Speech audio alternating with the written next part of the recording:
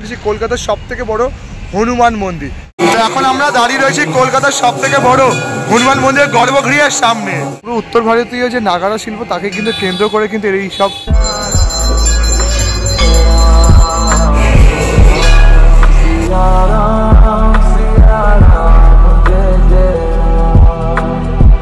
তো বন্ধুরা আপনারা দেখছেন বাঙালি মানে কেস ব্লগার, যেহেতু খাওয়া দাওয়া থেকে শুরু করে পুজো পর্ব সমস্তটা দেখা দেখি।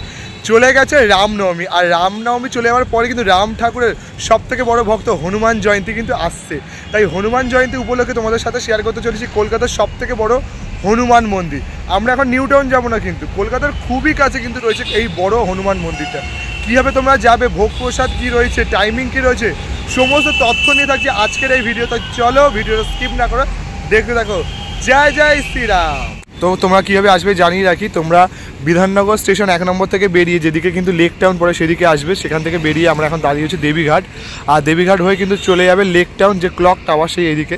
তারপর কোন দিকে যাবে তোমাদের জানাচ্ছি। চলো আমরাও কিন্তু হেঁটে হেঁটে যাচ্ছি, তোমরাও কিন্তু পারলে বাস করেও কিন্তু ক্লক টাওয়ারের সামনে নামতেই পারো। তারপর কীভাবে যাবে চলো দেখাই তোমাদের।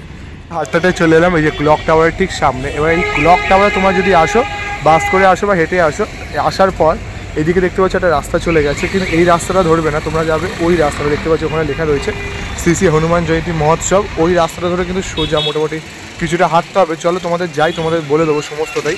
ওই রাস্তা দিয়ে ব্যানারটা ওখান থেকে কিন্তু আমরা এগিয়ে যাব।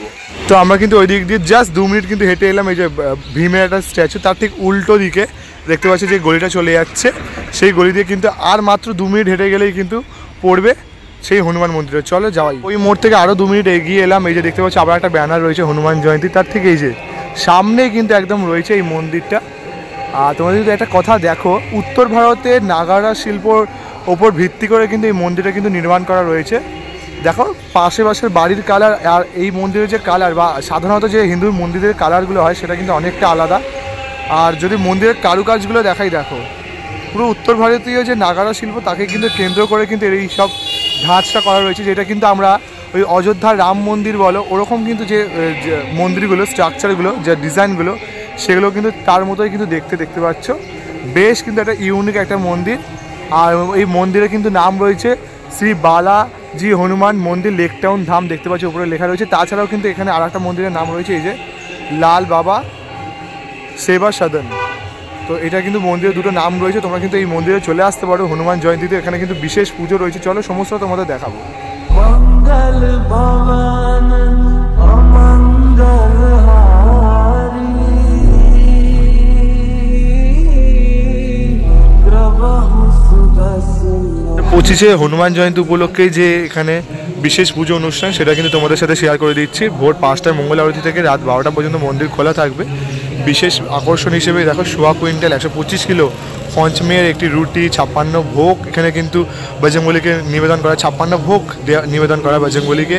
মঙ্গল আরতির সময়, স্বর্ণ আরতির সময় প্রসাদ বিতরণের যে সময়, সেটাও তোমরা দেখে নিতে পারো এখানে।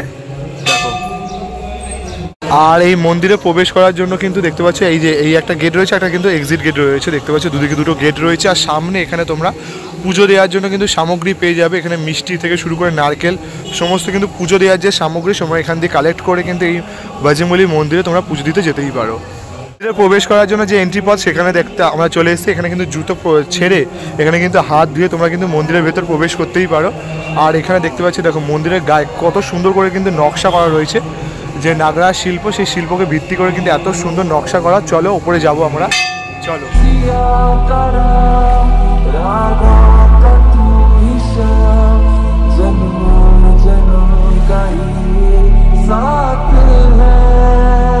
আমরা ধীরে ধীরে কিন্তু মন্দিরের ভেতর প্রবেশ করবো। আর মন্দিরের ভেতরেও দেখতে পাচ্ছি খুব সুন্দর করে কিন্তু নকশা করে করা রয়েছে। পুরোটা কিন্তু মার্বেল পাথরের উপর দেখো নকশা করে সুন্দর করে করা। এখানে ঘন্টি রয়েছে, দেখো সকল ভক্তরা কিন্তু ঘন্টা বাজিয়ে কিন্তু যাচ্ছে, প্রবেশ করছে। আর এখানটা দেখো কি সুন্দরভাবে কিন্তু নকশা করা দেখো।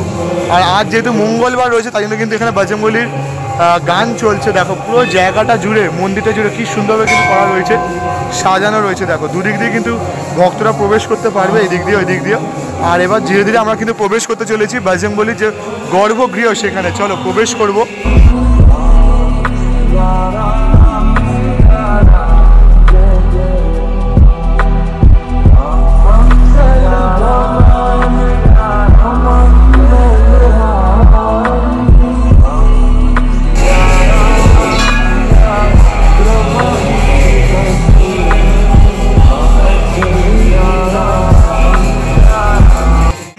প্রবেশ করার শুরুতেই কিন্তু এখানে দেখতে পাচ্ছি একটা কার্যালয় রয়েছে, যেখানে তোমার বালভোগ, রাজভোগ, শৃঙ্গার সেগুলো কিন্তু যে সেবা দেওয়ার জন্য কত টাকা লাগবে সেটা তোমাদের এখানে লেখা রয়েছে। আর মন্দির খোলার সময়টা দেখতে পাচ্ছ সকাল 5:15 দিয়ে 1:30 পর্যন্ত, কিন্তু মঙ্গল শনিবার 2টো পর্যন্ত খোলা থাকে। আবার বিকেলবেলা 4:30 দিয়ে 10:15 পর্যন্ত, কিন্তু মঙ্গল শনিবার 11টা পর্যন্ত খোলা থাকে। নিত্য আরতি, যে আরতির যে সময় সেটা দেখতে পাচ্ছ, মঙ্গল আরতি, প্রাত আরতি বা সন্ধ্যা আরতি যে সময়সূচি সেটাও তোমাদের সাথে শেয়ার করে নিচ্ছি। সেই সমস্ত কিন্তু ইনফরমেশন তোমাদের সাথে শেয়ার করলাম। এবার চলো মন্দিরের ভেতর বজরংবলী দর্শন তোমাদের করিয়ে আসি।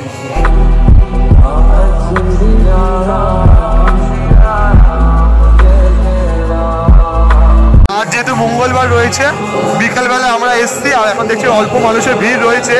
আর সামনে এখানে কিন্তু নাম কীর্তন ভজন চলছে, বজরংবলীর নাম কীর্তন ভজন চলছে। দেখো একটা আধ্যাত্মিক পরিবেশ কিন্তু এখানে রয়েছে। আর ভেতরটা অসাধারণ সুন্দরভাবে কিন্তু সাজানো, যে ভারতীয় কলকা, উত্তর ভারতের সেই কলকা দিয়ে একটা কিন্তু সুন্দর মনোরম পরিবেশ রয়েছে। এখানে কিন্তু 3টে গর্ভগৃহ রয়েছে। অপরূপ সুন্দর এই মন্দিরটির প্রতিষ্ঠাতা হলেন বাবা অর্জুন লাল শর্মা, যিনি লাল বাবা নামেও পরিচিত। এই জন্য এই মন্দিরকে অনেকে লাল বাবা সেবা সদন বলেই চেনেন। মন্দিরটি আগে অন্য জায়গায় ছিল, কিন্তু পরবর্তী সময়ে 2016 সালের 10ই জুলাই বর্তমান স্থানে নতুন করে নির্মাণ করা হয়।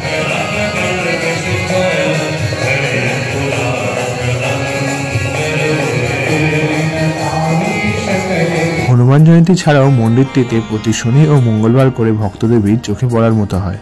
প্রতি বছর হনুমান জয়ন্তী উপলক্ষে মন্দিরটি খুব সুন্দর করে সাজানো হয়ে থাকে। মন্দিরের ভিতরে আছেন 3টি গর্ভগৃহ। মূল গর্ভগৃহের ডান পাশে গর্ভগৃহে আছেন বাল হনুমানের নানা ছবি ও বাম দিকের গর্ভগৃহে আছেন একটি শিবলিঙ্গ।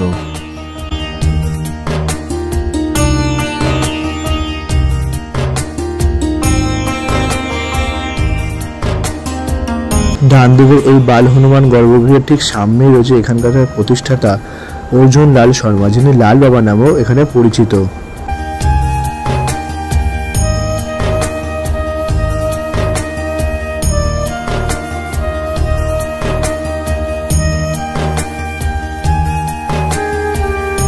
মূল গর্ভগৃহের মধ্যে রয়েছেন অপূর্ব সুন্দর একটি বজরংবলীর মূর্তি। এই বজরংবলীর মূর্তির ডান দিকে রয়েছেন রাম সীতা ও বজরংবলীর মূর্তির বাম দিকে রয়েছেন রাধাকৃষ্ণ। আর বজরংবলীর মূর্তির একদম নিচে রয়েছেন গোপাল। এখানে খুব সুন্দর করে জন্মাষ্টমী মহোৎসবও পালন করা হয়ে থাকে। এই 3 গর্ভগৃহের একদম চূড়ায় রয়েছেন 3 দেবীর বাসস্থান। বাম দিকের গর্ভগৃহের চূড়ায় রয়েছেন মা সরস্বতী, মূল অর্থাৎ মাঝের গর্ভগৃহের চূড়ায় রয়েছেন মা লক্ষ্মী,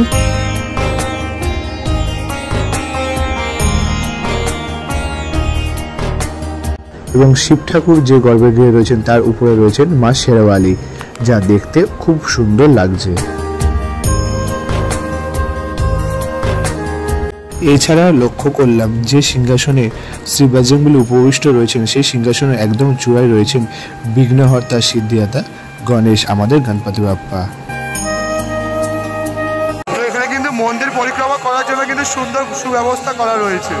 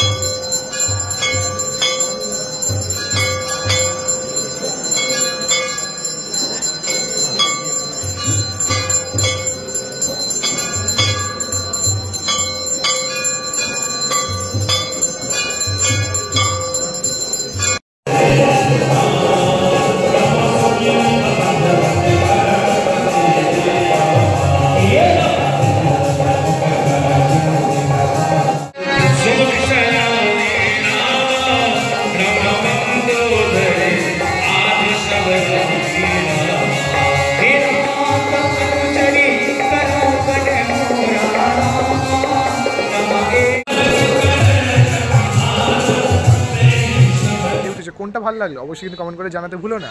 আর আসছে একটা আগামী দিনে নতুন কোনো ধামাকাদার একদম সেই লেভেলের ব্লগ নিয়ে, তখন তোমরা সুস্থ থেকো, ভালো থেকো না, ঠিক আছে? আসছি, তোমরা সুস্থ থেকো, ভালো থেকো, বাই বাই।